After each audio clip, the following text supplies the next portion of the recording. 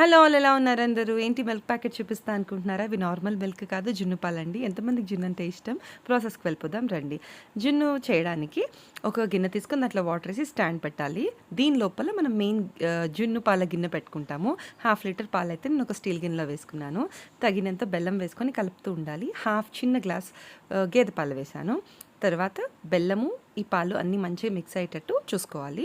మనకి brownish colour వస్తుంది. కావాలంటే జస్ట్ టేస్ట్ చేసి చూసినా తెలిసిపోతుంది. మీ స్వీట్ని మీ ఇష్ట ప్రకారం అడ్జస్ట్ చేసుకోండి. అయిపోయాక ఒక 10 మిరియాలు కొట్టేసి దంచేసి దాంట్లో వేసేసేయాలి. ఇవన్నీ కూడా ఆల్రెడీ మనం సెట్ చేసుకున్న గిన్నె తీసుకొని వాటర్ గిన్నె స్టవ్ మీద పెట్టేసి మూత పెట్టేసి ఒక 15-20 మినిట్స్ లో టు మీడియంలో పెట్టుకొని లాస్ట్కి కొంచెం హైలో పెట్టామంటే జున్ను రెడీ అయిపోతుంది.